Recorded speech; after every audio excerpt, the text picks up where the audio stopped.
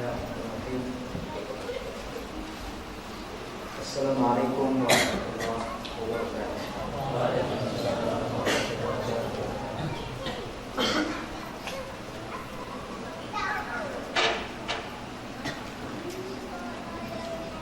Innal hamdalillah nahmaduhu wa nasta'inuhu wa nastahdihi wa na'udzu billahi min shururi anfusina wa min sayyiati a'malina may yahdihillahu fala mudilla lahu wa may yudlil fala hadiya lahu asyhadu an la ilaha illallah wahdahu la syarika lahu wa asyhadu anna Muhammadan 'abduhu wa rasuluh. Allahumma shalli wa sallim ala hadzal nabiyil karim wa ala alihi wa sahbihi wa mawala wa ba'd. Puncak ibadah Ramadan adalah 10 terakhir.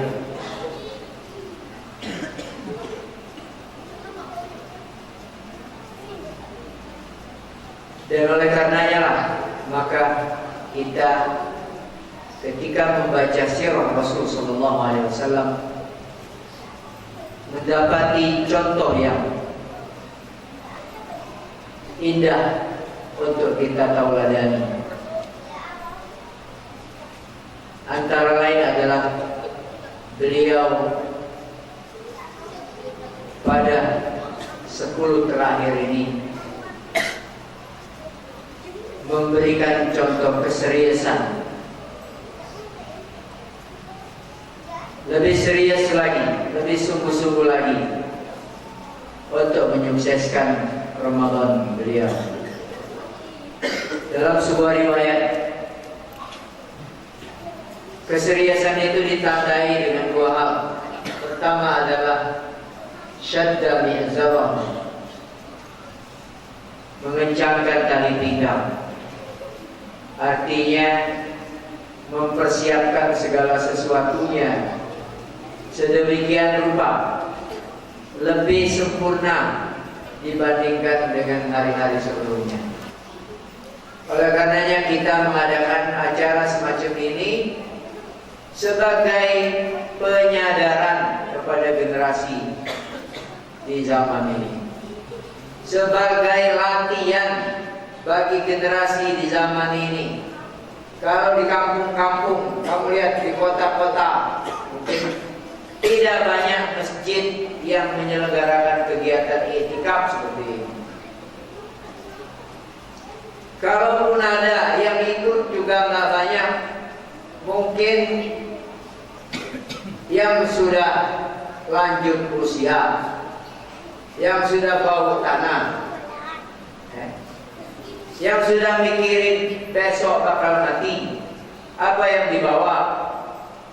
Tapi yang muda-muda justru ramai di mall, di pasar, di pelataran-pelataran, pada subuh, asmara subuh. Ini yang terjadi pemandangan.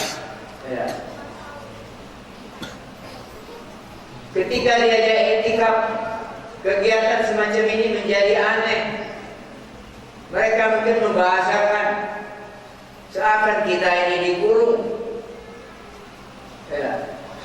disiksa, dibelenggu hak asasi kita, kebebasan kita. Yang kedua adalah aiqadha ahlahu, membangunkan keluarganya. Untuk apa? Untuk diajak beribadah malam hari. Rasul ingin mengajak keluarganya semuanya masuk surga. Pernah gak kita kepikiran, terpanggil dari lubuk hati kita untuk mengajak seluruh isi rumah kita masuk surga? Dan bagaimana cara masuk surga bersama-sama dengan keluarga kita? Allah mengatakan wa anfusakum wa ahlikum nar. Jagalah diri kamu dan keluarga kamu dari api neraka. Itu artinya ngajak keluarganya agar sama-sama masuk surga. Apa iya Ustaz? Nanti kita bisa ketemu dengan ibu kita, ayah kita, keluarga kita di surga. Bisa. Asal itu kita rencanakan sekarang ketika kita masih di dunia ini. Kalau nanti tiba-tiba di sono, nggak mungkin. Atau nanti sudah di akhir hidup baru ngayal, nggak mungkin. Ya. Jadi azabnya dari sekarang, ya. Melalui sebuah proses tentunya. Ya. Ini Rasul, lihat nih, di bulan Ramadan bangunkan isi rumahnya, mendidik isi rumahnya, membiasakan isi rumahnya. Dan ini bukan pekerjaan gampang. Wa'mur ahlaka bis-sholati wastabir 'alaiha. Al-Quran mengatakan begitu. Suruhlah keluargamu untuk sholat. Ini baru perkara sholat aja susah. Ya. Kita disuruh sabar bagi orang tua tiap hari. Kalau dia 5 sholat, itu 5 sabar. Kadang subuh kita bangunkan anak kita sampai 3 kali tidur lagi, tidur lagi, tidur lagi, dari bangunin tidur lagi. Kita harus sabar, ya. Ini ujian bapak ibu orang tua dari anaknya. Anak itu ujian. Memang begitulah tabiat dan karakternya. Allah memang menguji kita melalui anak kita. Bagi yang bujang-bujang barangkali belum mendapat ujian ini, tapi kamu pribadi menjadi ujian bagi bapak. Maka anak yang soleh, jangan menjadikan dirimu ujian bagi orang tuamu. Ingat, ya. Kalau kamu menjadi muskilah bagi orang tuamu, itu kamu artinya anak durhaka.